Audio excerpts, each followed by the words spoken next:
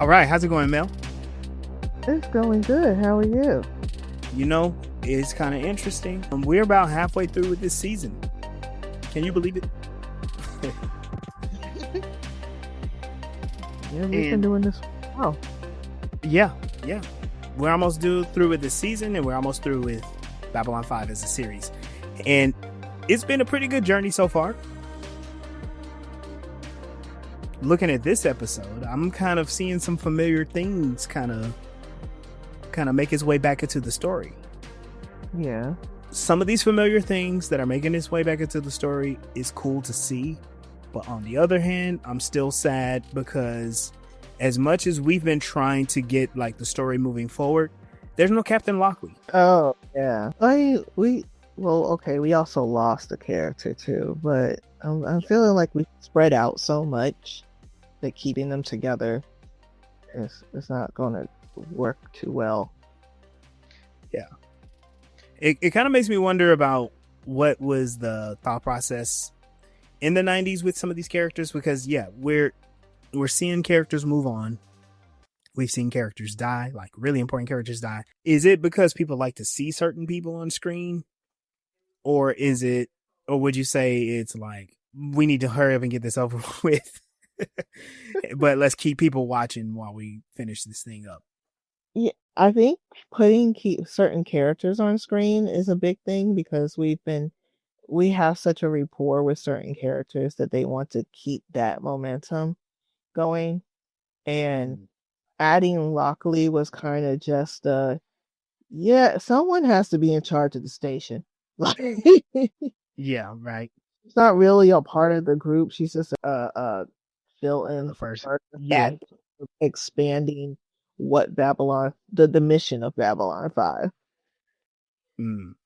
yeah, because otherwise she's had like the easiest time of any captain of Babylon 5. Yeah. She hasn't been shot or kidnapped, so that's pretty good. Somehow, yeah. She hasn't been possessed by aliens. Right, we're halfway through a season. She's kind of just been annoyed. She did get visited by a ghost, but I mean, that was healing. That was getting her.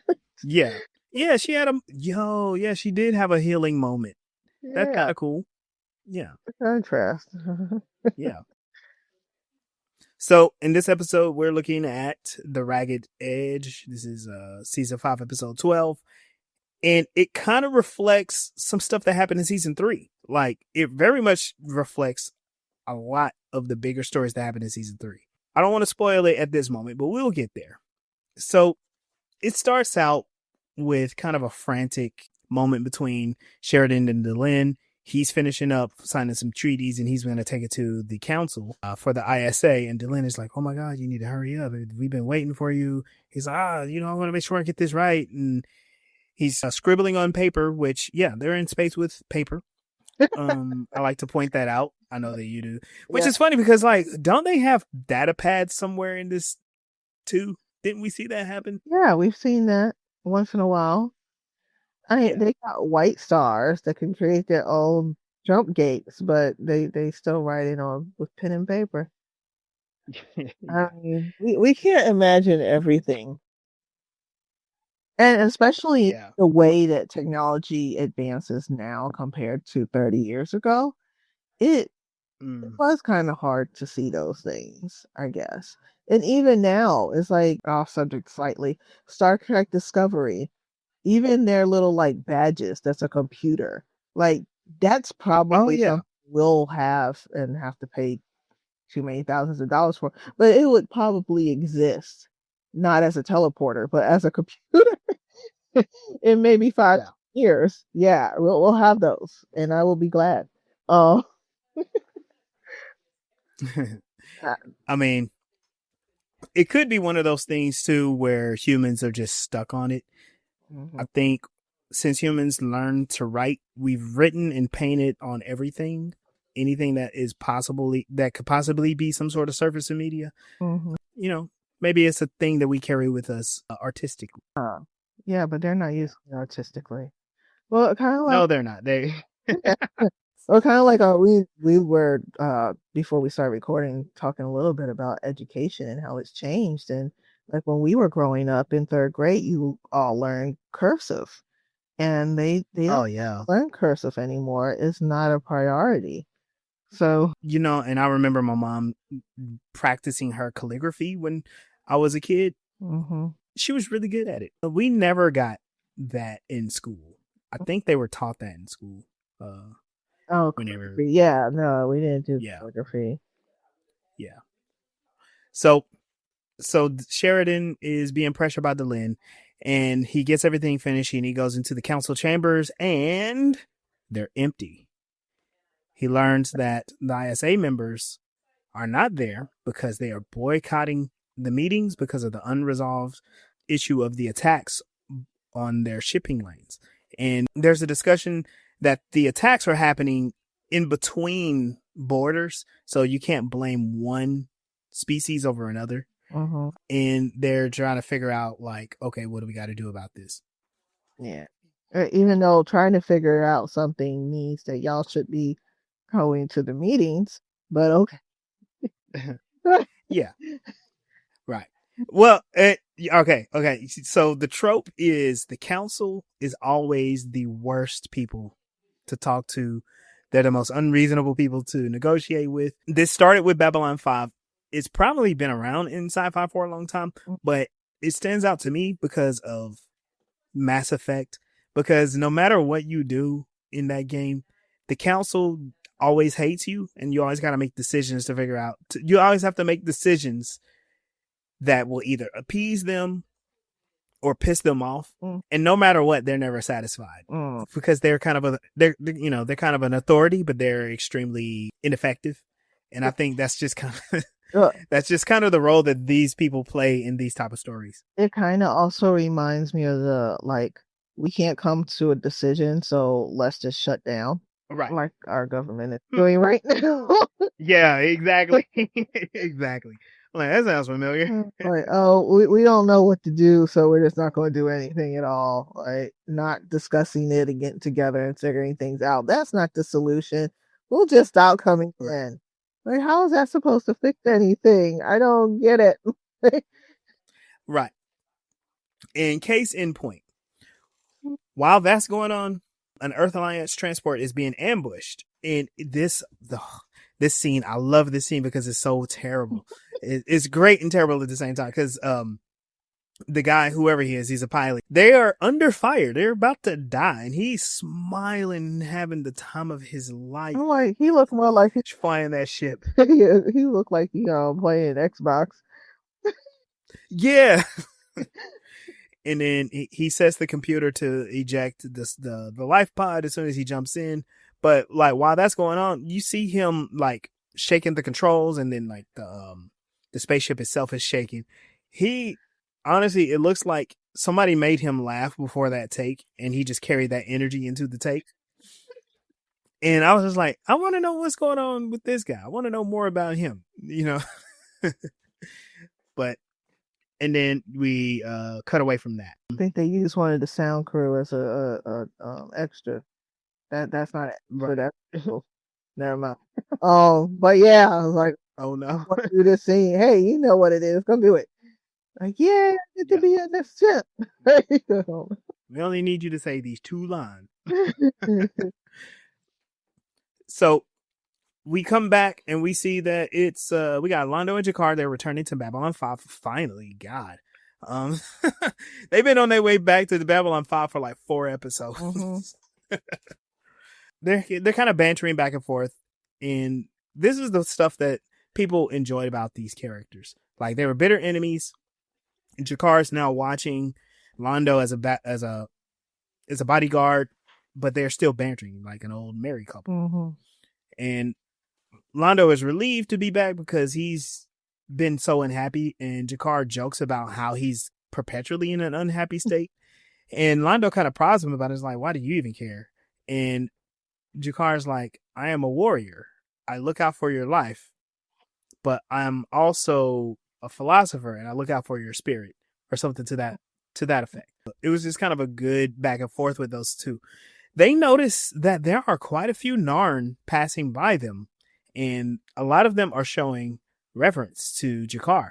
And Londo's like, "What is going on? Why are these people even here?" And Jakar is explaining like, "Oh, they're here for me because I'm getting a little bit of fame, and I don't quite know why." And I feel like this has happened a couple of times in the show. Actually, like 3 or 4 times when he was at the beginning of the show and he was trying to put together his resistance during the Narn Centauri War, when he was Citizen Jakar and they came to him for guidance. And now, well, what he is now, I think, is pretty funny, but it's also very appropriate for this character because this helps to round off his arc. Mm-hmm. We'll switch from there to another thing that's pretty familiar from season 3. We got Mr. Garibaldi. Mr. Garibaldi is in bed and he is ignoring a call to his personal unit or whatever. And he's finally shaken awake. And the person that's calling him is Zach. And Zach is like, "Hey, what's going on with you?" And Garibaldi lies and says, "Oh, I missed my alarm. I must be under the weather. I don't know. What is it?" And basically, Zach updates him. Is like, "Okay, we missed a meeting with the president, but we're gonna be meeting with Delenn pretty soon. We need to be figuring this whole thing out with the transports. I'm gonna see you down there in the meeting." I was like, "All right, cool." So what we see is Garibaldi went to sleep with the bottle in his bed.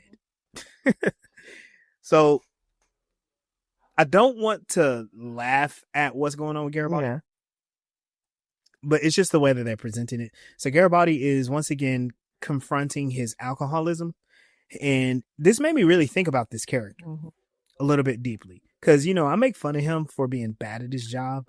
We make fun of him for being bad socially, but then when we think about what his challenges are, maybe all of those things are connected. He struggles socially and he struggles professionally because he is dealing with some wounds that he is not completely confronted. Yeah.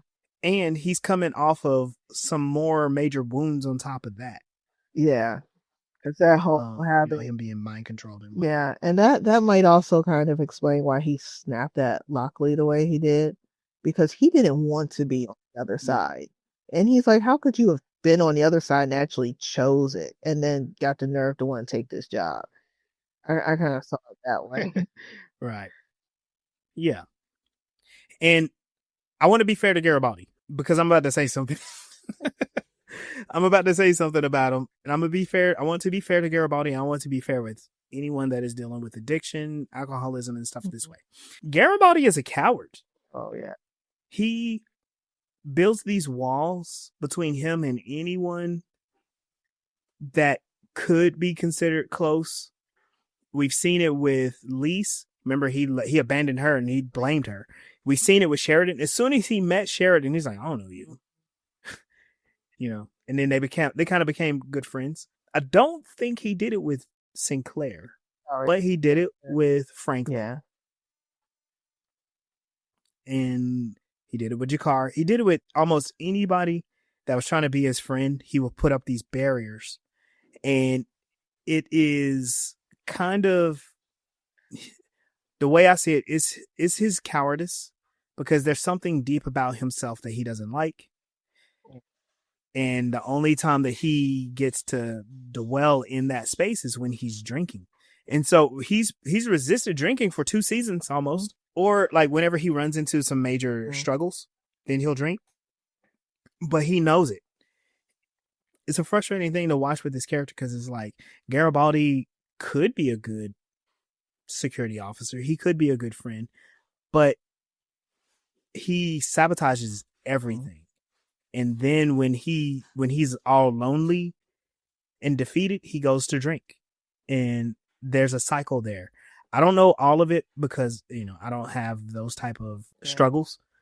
Other people might, and I haven't really encountered them with people. So it's something that's alien to me. And so that's why I say I want to be fair, but I also want to share those observations because this is a real person now. You know what I mean?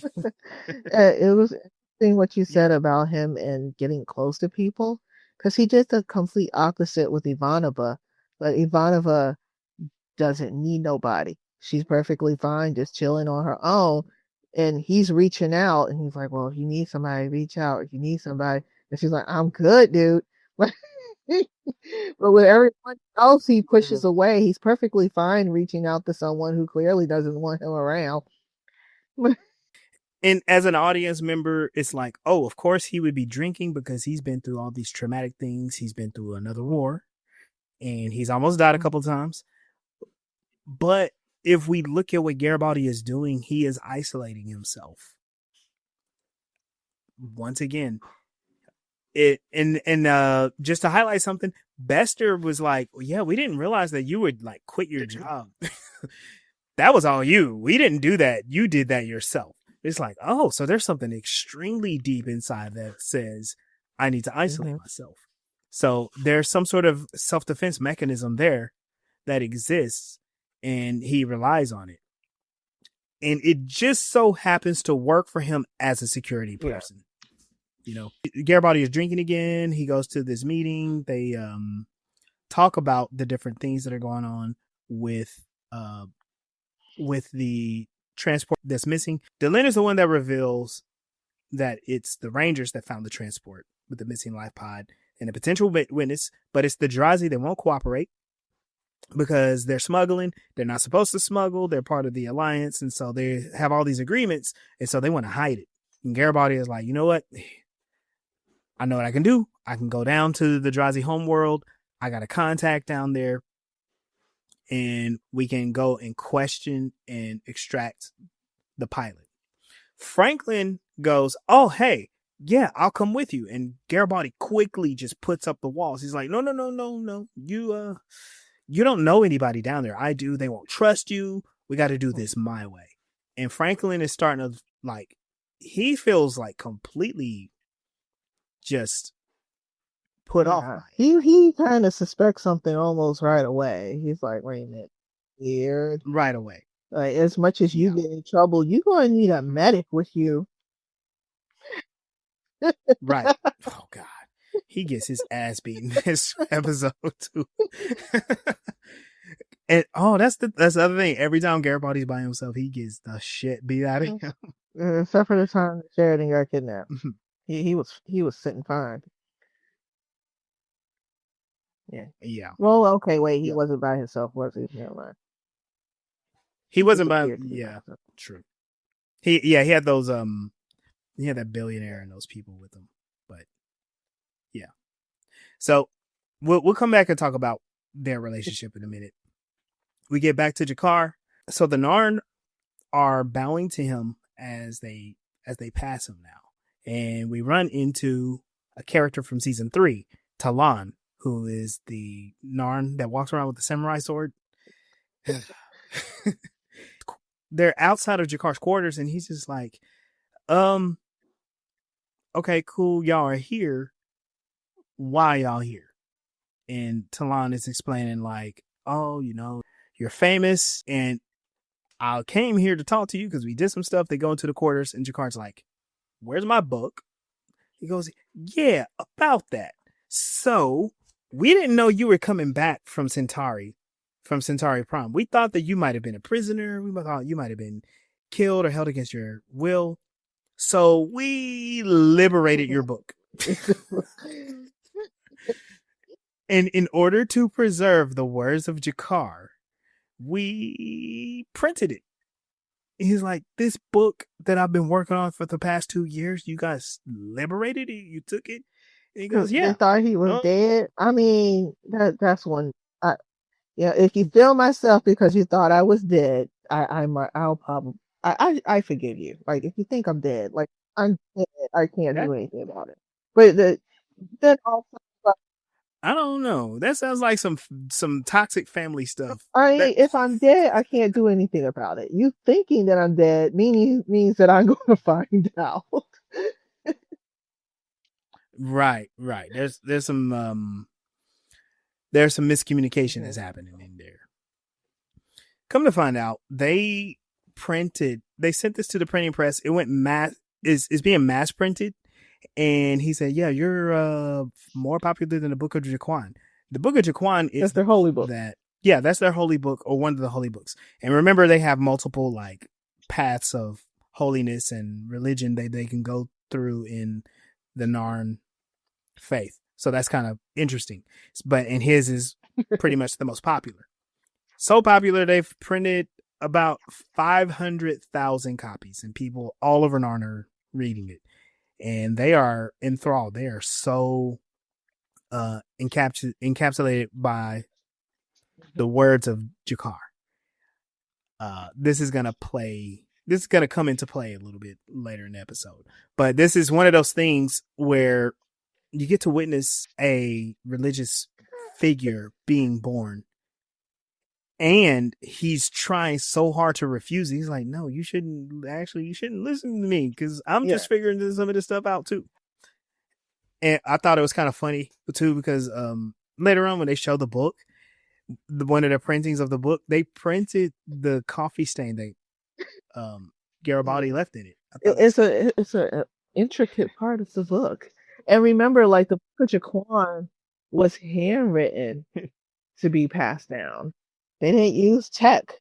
Y'all got spaceships. Y'all still handwriting the books because and drawing every picture and stuff. So I understand it being a cultural thing, but it also kind of explains religion because you can't take the whole handwriting and passing down of religion without you can't explain religion without things being passed down and rewritten and stuff and going through the hands. If it was just, if it was reinterpreted and reinterpreted or interpreted poorly or wrongly, or if you could just put it through a scanner and copy it instantly, like we do with tech, like if it was an ebook instantly, then there would be no question of anything. Right. But you have to question things when it comes to religion. Faith is. Yeah. I mean, you still got to question stuff even if it's digitally copied though, because people could be making edits. And also, as much as we like to think digital copying is not perfect, there are micro mistakes in the code that can be transferred. Talk about that. We'll talk about that some other time. I'm pretty sure that there's something with there's something in sci-fi. I know that there is some stuff in. Is it in Foundation? I know it's in the Foundation TV show where they talk about some things that they can't predict. But yeah. All right. So we switch back to seeing Franklin. Franklin confronts Garibaldi as Garibaldi's getting ready to leave the station to go down to the Drazi homeworld. And he's like, hey, are we okay? And Garibaldi is like, oh, no, everything's cool. He's like, yeah, you can't be going down here by yourself. I can be helpful. He's like, no, don't worry about it. We're good. I just need to make sure I do this my way. And Franklin goes, look, if there's a problem, anything that you want, you can come to me and talk to me about it. And this I thought was great, and it's very sweet from Franklin because he was on the opposite side of that with his addition to the stems. And it was Garibaldi that confronted him. And now he's like, something's up with Garibaldi. He goes to Garibaldi, and Garibaldi completely just brushes him off. He is avoidant. He doesn't want to talk about the issue. He's trying to smile through it. That's what you do. You gotta hide from people. Like, it's not like, I'm addicted to this and I need it. Right. Get away from me. And also, like, it also kind of shows where Franklin somehow is the healthiest person on the ship. I mean, sometimes he gets a little controlling, and sometimes he takes on more and he doesn't recognize like his own limits. But like considering how much growth he forced himself into after the situation with his dad, like not just the one that we got to see, but overall his upbringing, having that type of dad, he decided to be open to the healing, not just mental, not just physically, but also emotionally, because it's like the way he came about it, like, hey, you want to talk to me about it? I am here. Not, what is wrong with you? Yeah. Sit down. Like, Right. Right. hey, Right. Michael, sit And down. and also he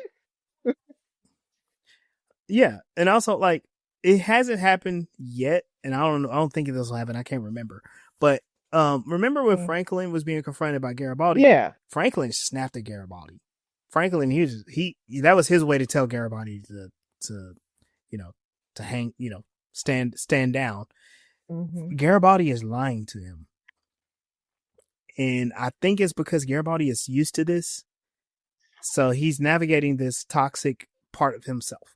Like, I don't know. This is what really stood out to me about the whole Yeah. episode. So, bear with me or not. You can you can refocus on some stuff, but it really stands out. And I wonder what experience J. Michael Straczynski had to be able to put so much into Garibaldi, like Oh, so much nuance. You know what I mean? maybe he knew someone Yeah. like this. Yeah. But it's like it's very often that Yeah. Garibaldi is put on the forefront for his personal life and his personal convictions and everything. We don't get that so much with everybody else. Everyone else is so professional.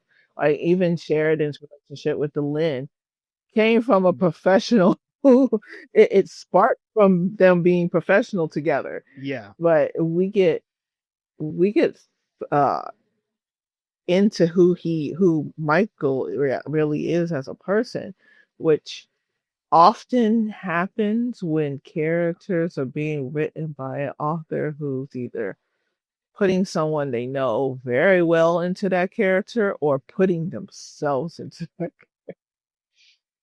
I know that I do that a Yeah. lot. Like the Yeah. last Yeah. three main characters that I wrote, I'm like, these are just iterations of me.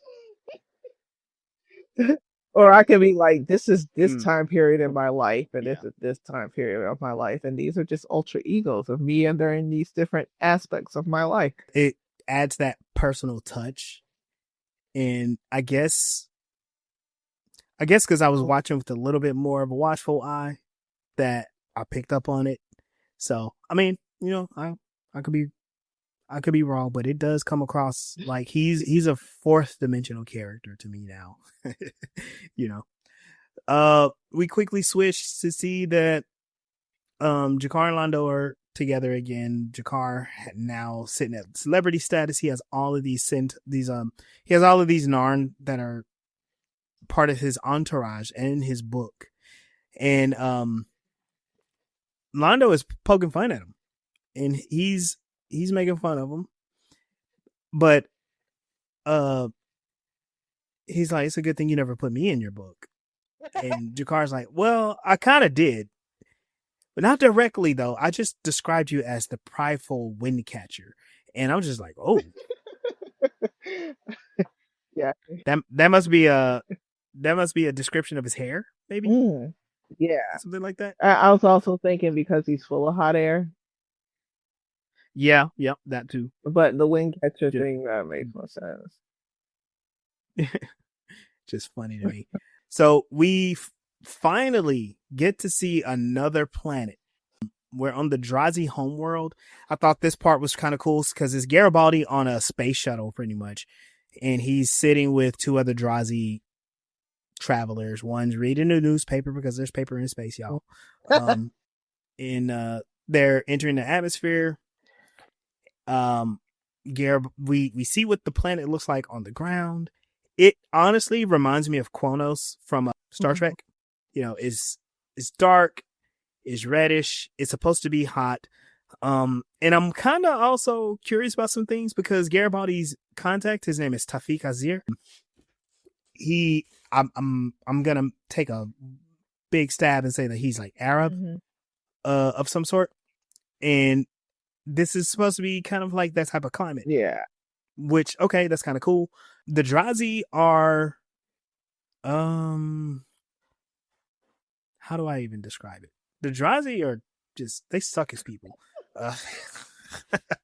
Because the bellhop is carrying Garibaldi's bags, but he won't drop the bags until he gets paid by Garibaldi, and it's just like, But from all the descriptions that we've gotten from all the descriptions that we got about the oh gosh, I can't talk. All of the descriptions that we've gotten about the Drazi is they're greedy, they're mean, they fight, and they're kind of underhanded. Which is why Garibaldi's even there, because of them smuggling some, well, contraband. We don't know what kind of contraband, but they're smuggling some things. Yeah. And so he meets with Tafik, and they've been old buddies from, was it No, or I just had in my head it's a moon, and I thought that was so weird because he's only really lived on moons and space stations apparently. Europa, it's yeah, Europa. Europa. I was like, that's Yeah. a moon. Didn't you go up on him? Yeah, Europa's a moon. Like, Yeah.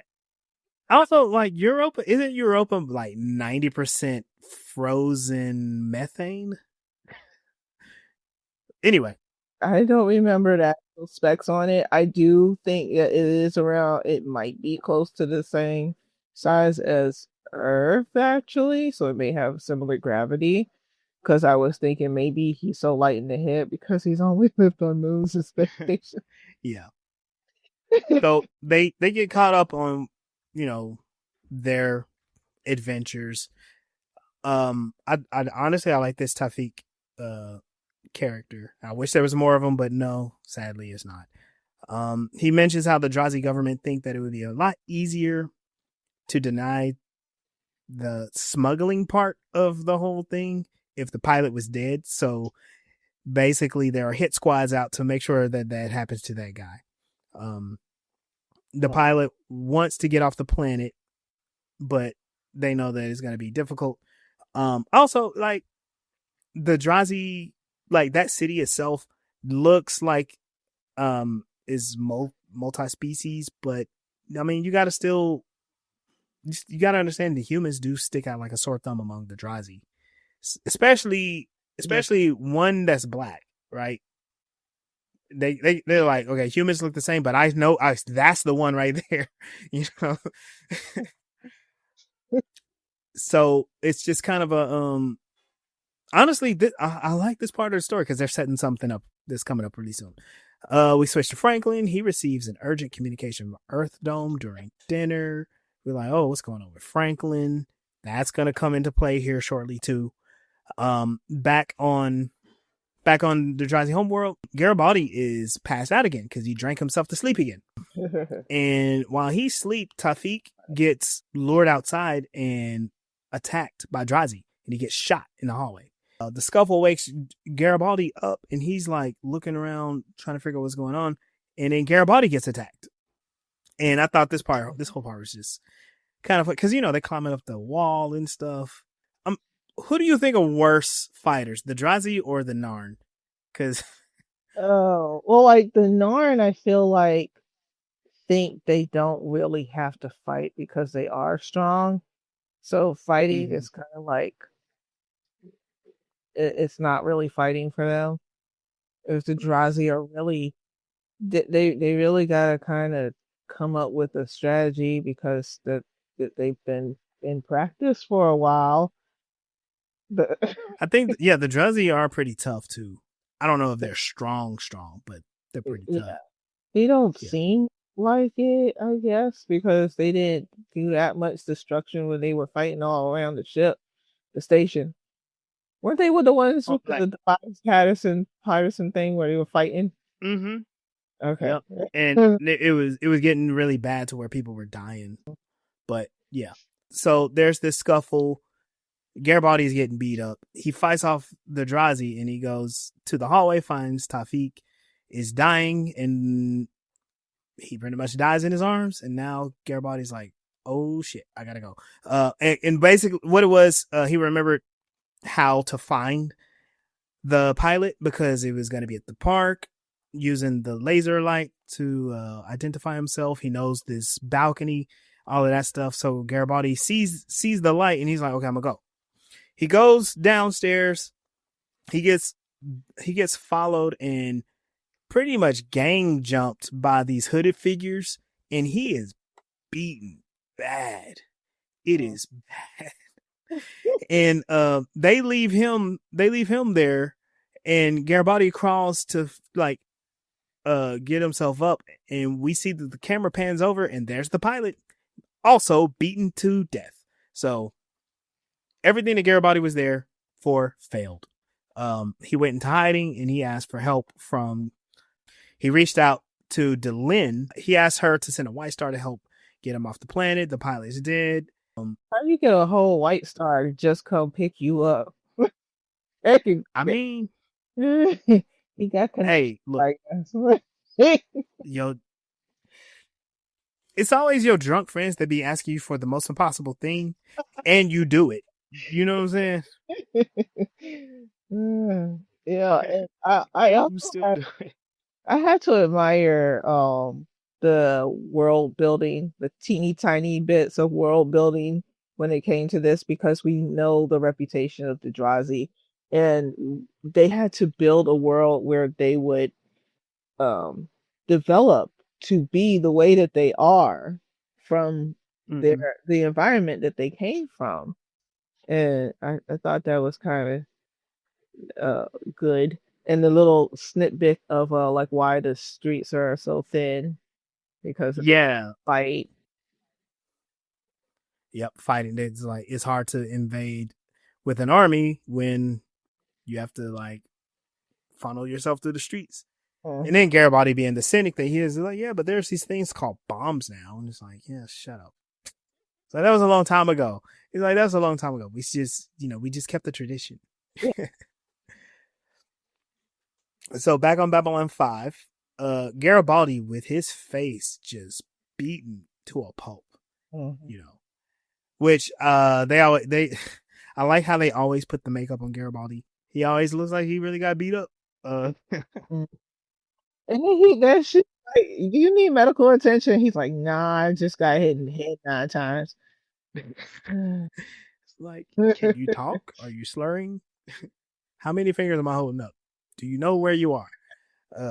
Anyway, Garibaldi is the suspects. He suspects that he was beaten by people that were not Drazi. All he knows is that they were cloaked. Delenn and Sheridan are questioning him about everything, and he has this little button, or he has this little button, and he's like, this is the only thing I got. And he's like, do you know what it is? I don't know. This is a guy that one of these attackers. Just as they were talking, Londo just strolls in. He's like, oh, sorry, I'm late. And he's complaining about the transport tube not being able to he's complaining about the transport tube and how it just dropped 2 floors and then came back up, and that's what he was late for. And then he fixed himself a drink. He's not paying attention to nothing. He comes in late, knowing that he's late for a meeting. The meeting has already started, obviously, because you're late for the meeting. And you won't stop talking about yourself and why you late. Like, obviously, you're interrupting something. If you're coming into a meeting late, you are interrupting. He further interrupts. He walks in and he commands all attention as he's fixed himself a drink. And then he sits down, and then he looks at Garibaldi. He goes, oh, where'd you get that? And Garibaldi goes, you know what this is? He goes, yeah. And he grabs it and he goes, yeah, I've seen this before. I've seen it in only one place, the Centauri throne room. Like, yeah, this is a button of the Centauri Imperial Guard. Yeah. And this is the sign of the first emperor that commissioned the guard. Yep. He's like, where'd you get it? He's like, oh, Garibaldi's like, oh, I saw this on the Zocalo, and I figured it might be worth something. And Londo laughs at him. He's like, huh, well, you've been taking it, ain't worth shit. And so they're all looking worried because they realize, like, oh no, it's the Centauri again. Like, what is going on? And that's kind of what I meant earlier, reflections from season 3, because we got Garibaldi back drinking. We got Jakar once again being hailed as a great leader. And we got the Centauri being involved with strife in the galaxy, and everybody has to try to keep secrets. And it's just like, come on, does it have to They repeat didn't learn itself? from history the first And time, so they it, got to repeat I it. mean, right. What is kind of cool though, the way they get around it is when they have their conversation without Londo, they're like, okay, so if he was involved, he wouldn't be giving us so much information. But he is apparently the leak that we think that we've had here. And if the Centauri are involved, we gotta keep him out of it. That's what Jakar suggests. Is like keep him out of it because there are two factions that are at war on Centauri Prime, and we got to figure out which one is which. and so, and so, and so they decide they're going to keep Londo out of it. But they now suspect, okay, the Centauri are involved. They're the ones that either are attacking or they want to keep this strife going. So the mystery thickens, right? We quickly switch to MedLab, and there's Franklin. He's in the dark, and he's recording his log, and he's recording his decision that he has finally made. He's gonna miss this place. Franklin is planning to leave Babylon 5. For wonderful reasons. Yeah, absolutely. And we'll talk about it in He's just the healthiest person on this station. Yeah, right. For the most part. So, we see Jakar is teaching a number of Narn students, Narn followers, and he's trying to get them to understand that the old ways, that they have to get rid of them. The old ways told us we have to be afraid of people who are different than us. But I say now we have to embrace intellectual evolution so we can also embrace the differences. And instead of them just taking it and being like, okay, you're wise, one of the students is like, yeah, I got a question. You wrote in your book that the Centauri are not to be trusted. How are we supposed to reconcile that with what you're saying now? And Jakar just drops his head and kind of face palms because like, oh, you guys are just not getting it. And he's like, okay. Show me in the book where I wrote that. And he goes, yeah, it's right here. It's like at the beginning of the book, right? Yep. Because that was in the past. What I'm talking about is now and in the future. I have learned and things are different now. And bro goes, yeah, but you wrote the book. You wrote it down. It's in a book now. If your words come from the universe itself, how can then you go against your own book? And Jakar is very frustrated. It's supposed to be published as a religious text. Right. And so Jakar is like, he opens the book and he goes, put your face in the book. And the guy looks at him like, what? And he goes, if you think that this is a holy book and I'm giving you the holy word, then you will trust what I say, right? He goes, yeah. But he looks skeptical, but then the guy just kind of closes his eyes, puts his face in the book, and then Jakar slams the book on his face. And Talon goes, that is lesson number one. It sounds like an apologetics. Go ahead. Take on religion. It's like, no, it's in the book, but we don't have to follow that part because it's in the old part of the book. Yep. But also, Jakar, the book was his book. It wasn't like, it's like you said, it wasn't supposed to be distributed as a holy text. It was him. It was kind of like his journal. His Isn't that what he was writing when he was in prison? He passed the time in prison. Yeah. Yeah. But some may argue that some real religious texts here on Earth were not meant to be religious texts. They were meant to be folklore and propaganda. So it still kind of, to me, has the same meaning. I thought that was pretty cool. Yeah. So then we see Franklin. He reaches out to Sheridan and he tells him that he's going to be leaving Babylon 5. He was given a job offer. He's like, you remember Dr. Benjamin Collins? He goes, yeah, I remember him. Do you remember Dr. Benjamin Kyle? Um, maybe, probably not. Wait, was that the one that was played by the guy from NCIS or CSI? Um, I don't think so. Uh, Oh, Dr. Benjamin the Kyle, he was the archaeologist. doctor. He was the doctor. I'm sorry, he was a I don't. psychologist.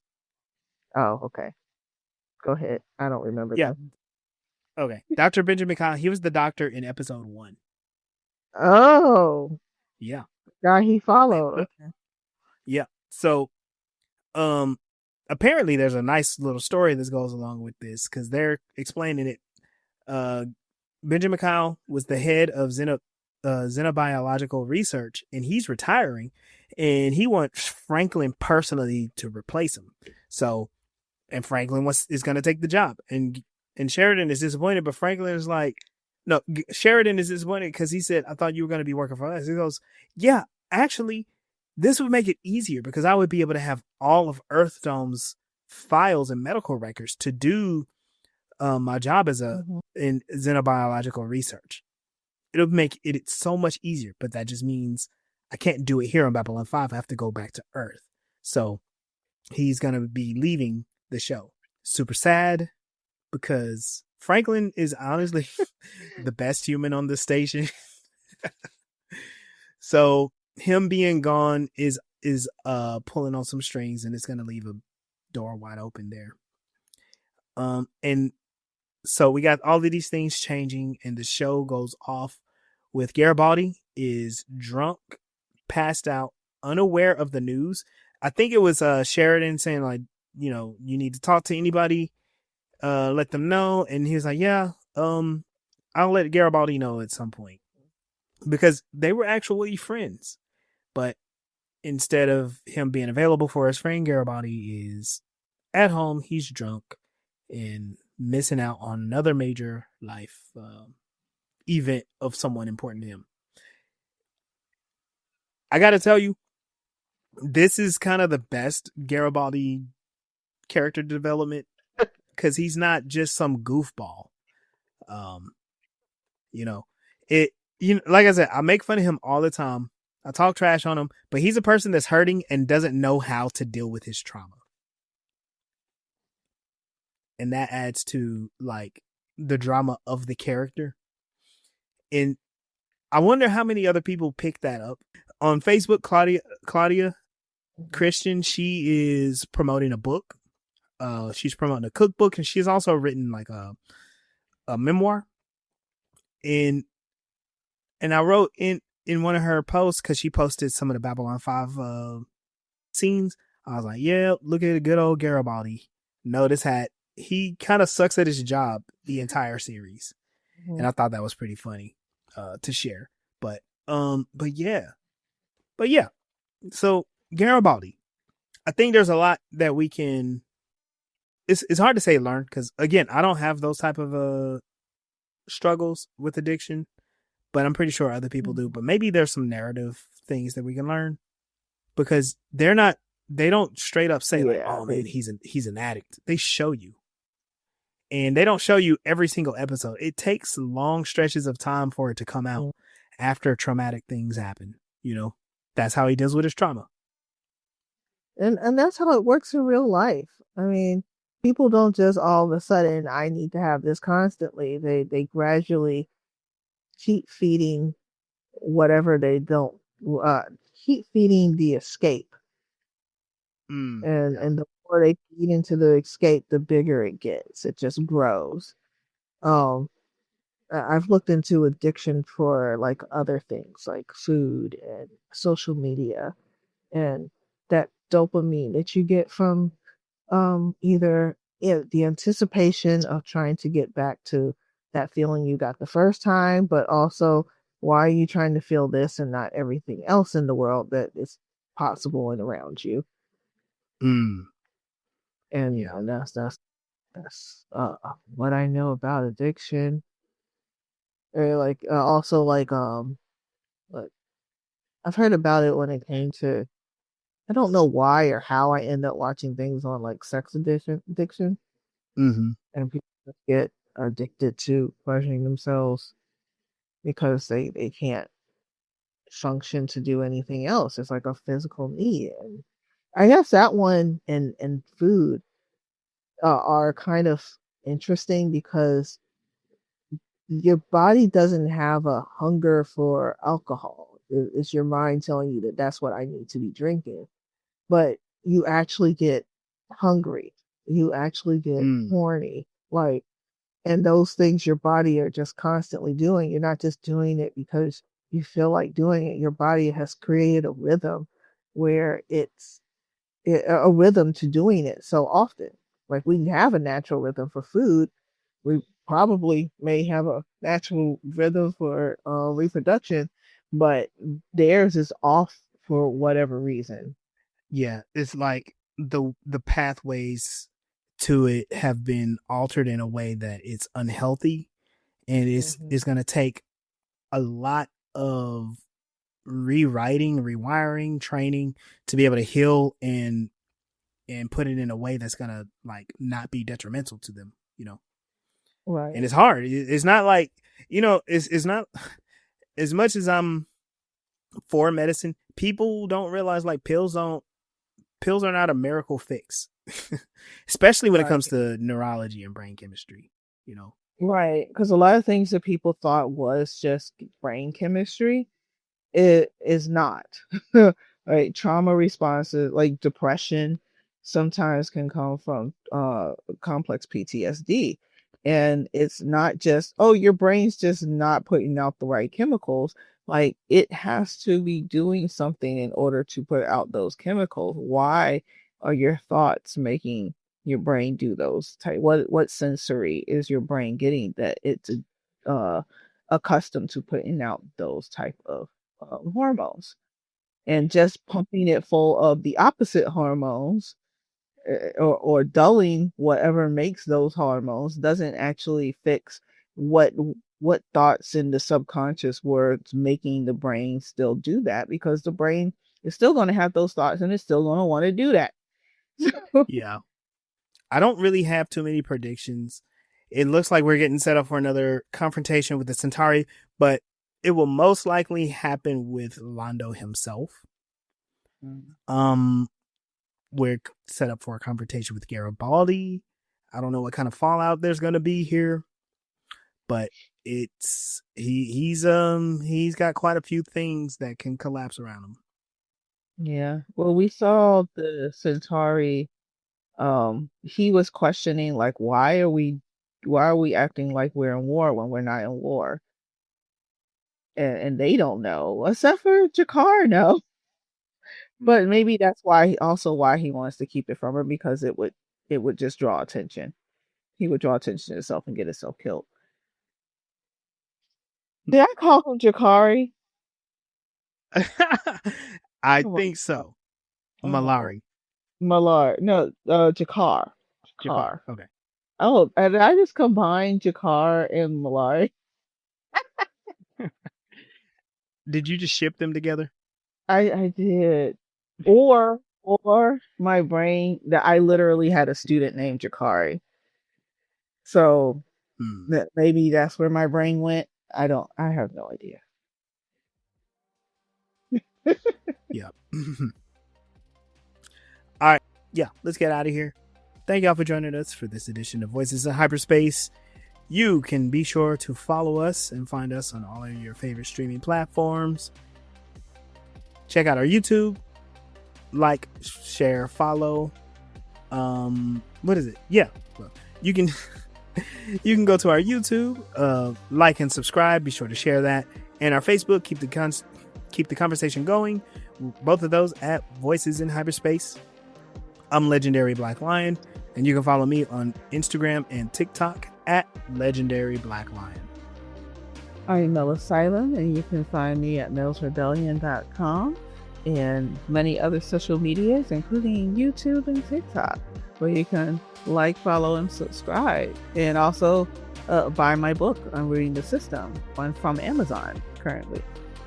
Sunday has some things to take care of today. So if y'all miss her, sorry about that. She'll be back. All right. until next time, we'll see you out there. Peace.